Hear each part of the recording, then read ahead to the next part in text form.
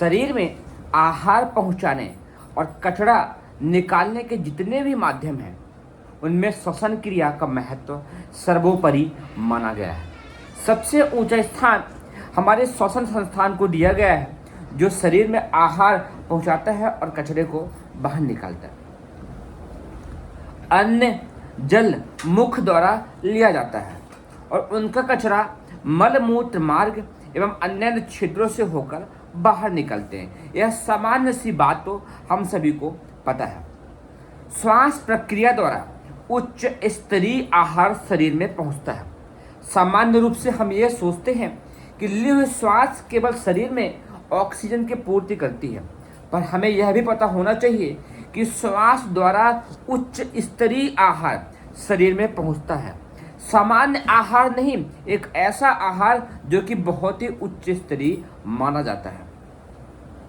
Oxygen का नाम तो सभी ने सुना है और उसकी उपयोगिता से भी सभी बहुत अच्छे तरीके से परिचित हैं। उसके अतिरिक्त भी वायु में अनेक पदार्थ घुले रहते हैं। वायु में अनेक पदार्थ घुले रहते हैं और वे श्वास द्वारा शरीर में पहुंचकर जीवाणुओं को अपनी उपलब्धियों से लाभान्वित भी सदैव करते रहते हैं। रक्त की तरह ही सांस की पहुंच प्रत्येक जीव कोष तक होती है।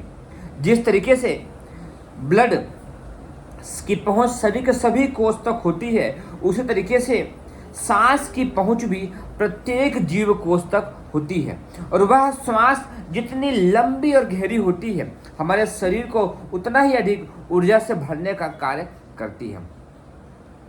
शरीर के प्रत्येक कोने कोने में वह श्वास पहुंचती है, अपने अनुदान बांटती है और वापसी में जहां भी कचरा मिलता है उसे अपनी पीठ पर लाद कर बाहर भी लेने का कार्य करती है। मतलब जब श्वास अंदर जा रही है तो उसमें ऑक्सीजन के साथ और बहुत महत्वपूर्ण तत्व मिले रहते हैं जो शरीर के अंदर जाते हैं, सभी कोशिकाओं तक पहुंच कर सबको ऊर्जा देते हैं, शक्ति देते हैं। जब बाहर निकलते हैं तो अपने साथ बहुत सारे जो शरीर की बीमारियां होती है, तकलीफें होती हैं, उनको बाहर लेते हुए आ जाते हैं।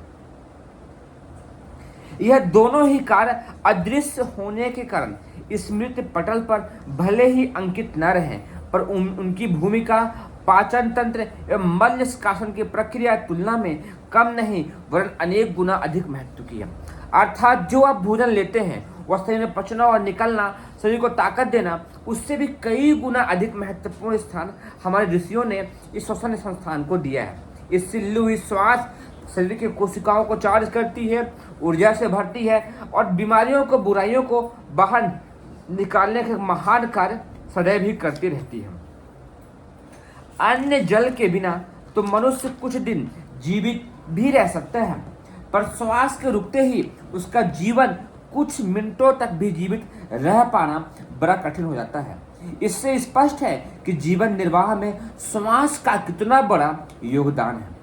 अत्यधिक उपयोगी आहार को तत्काल काया के कण कण में पहुंचाने की दृष्टि से अकेला श्वसन तंत्र जितना काम करता है, उतना ग्रहण करने और पचाने का समस्त तंत्र मिलकर भी पूरा नहीं कर पाता है। कितना अद्वितीय महत्व है इस शरीर में श्वसन तंत्र का। ली हुई श्वास न केवल ऑक्सीजन की पूर्ति करती है बल्कि महत्वपूर्ण पोषक तत्वों का, महत्वपूर्ण शरीर की ऊर्जा का, सभी कोषों को चार्ज करने का महत्वपूर्ण कार्य यह हमारा श्वसन तंत्र बहुत ही अच्छे तरीके से करता है। श्वसन तंत्र जितना गहरा विज्ञान के साथ कार्य करता है, यदि उसके कार्य की तुलना की जाए तो वह पाचन संस्थान संबंधित कार्यों से भी कई गुना अधिक महत्वपूर्ण स्थान रखता है। श्वसन तंत्र के सहारे बलवर्धक और रोग निवारक औषधियों की अविलंब किया कि कण का तक पहुंचना कार्य जितने अच्छे तरीके से संपन्न हो सकता है और उतना किसी प्रकार भी नहीं हो सकता है। यज्ञ चिकित्सा इसी विज्ञान पर कार्य करती है। जब आप हवन करते हैं उसमें आप जो भी सामग्री डालते हैं, घी, गुड़, हवन सामग्री, वह सूक्ष्म होकर के वायुमंडल में फैल जाता है। जब आप श्वास के माध्यम से अंदर लेते हैं तो वह वहाँ के श्वास तत्व शरीर के अंदर पहुंचते हैं और उसको ऊर्जा से चार्ज करने का महान कार्य करते हैं। मानसिक रोगों में जो कार्य यज्ञ चिकित्सा कर सकती है वह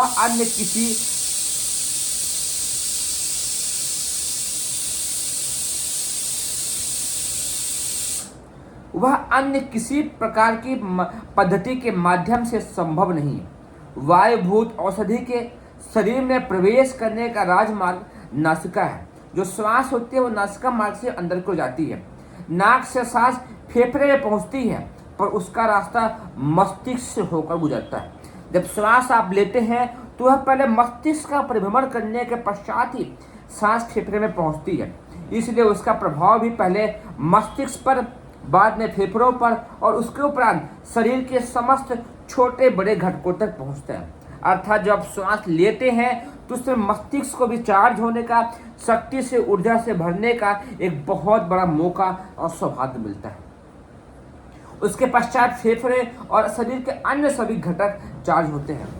ऐसी दशा में स्पष्ट है कि मस्तिष्क, श्वास नली और फेफड़ों पर इसका प्रभाव बहुत ही गहरा देखने को मिलता है। यही वजह है कि जो नियमित रूप से यज्ञ करते हैं वहां पर बच्चों का शारीरिक और मानसिक विकास अधिक देखा जाता है, क्योंकि जब श्वास अंदर जाती है तो पहले मस्तिष्क के क्षेत्र को मानसिक रूप से मजबूत बनाती है और फिर वही शरीर को बलिष्ठ बनाती है। अर्थात शारीरिक और मानसिक दोनों ही तरीके से मजबूत बनने के लिए यज्ञ एक शानदार प्रक्रिया है।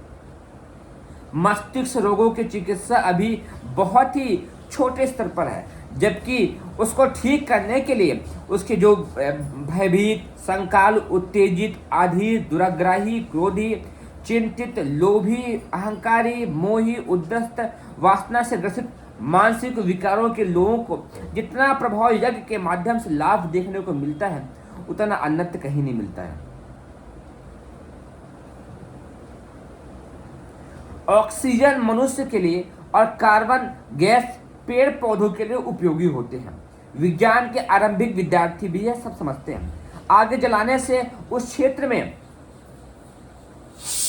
ऑक्सीजन खर्च होती है और कार्बन बढ़ती है। सामान्य जानकारी के आधार पर यह अनावश्यक से आग जलना मानवीय श्वास संपदा को हानि पहुंचाता है। इस दृष्टि से हवन यज्ञ का विरोध किया जाता है और उसे हानिकारक बताया जाता है। यह एक मोटी दृष्टिभर है। बारीकी से पर्यवेक्षण करने पर नए तथ्य सामने आते हैं। विष साधारणतः मारक गुण वाला होता है, पर उसे विशेष प्रकार से शोधित करके विशेष समिश्रित विधान से तैयार कर देने से असाध्य रोगों को चिकित्सक को दूर करने की क्षमता कई गुना अधिक बढ़ जाती है। श्वास के साथ जो वायु भीतर जाती है उसमें प्रायः 20% ऑक्सीजन और 0.3% कार्बन डाइऑक्साइड गैस होती है। जब श्वास छोड़ी जाती है तो उसमें 3% कार्बन डाइऑक्साइड और 16% ऑक्सीजन होता है। इस तरीके से एक सामंजस्य है।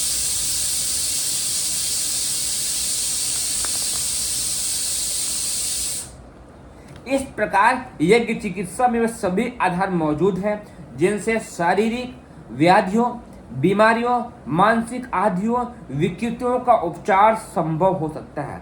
प्राचीन काल में यज्ञ को भौतिक एवं आध्यात्मिक प्रगति का आधार माना जाता था। अनेक लोगों की सुविस्तृत महत्वा श्रृंखलाएं यज्ञ प्रक्रिया के साथ जुड़ी हुई हैं। इसलिए आप सभी लोग नियमित रूप से अपने घर में यज्ञ करें, स्वस्थ बने, निरोगी बने, बलशाली बने और मानसिक तौर पर बहुत ही मजबूत बने। तो उम्मीद करता हूँ कि आज से, अभी से, इसी वक्त से आप लोग नियमित हवन शुरू करिए और स्वस्थ और निरोगी बनिए। आप सभी को हृदय की गहराई से बहुत बहुत धन्यवाद। किताब का नाम था यज्ञ एक समग्र उपचार प्रक्रिया और पेज नंबर था 3.17। विषय था यज्ञोपचार से मानसिक रोगों का निवारण और दूसरा विषय था सूक्ष्मीकरण चिकित्सा का दर्शन एवं स्वरूप यज्ञ का विज्ञान। इसको आप पढ़िए, सीखिए और आप सब आगे बढ़िए।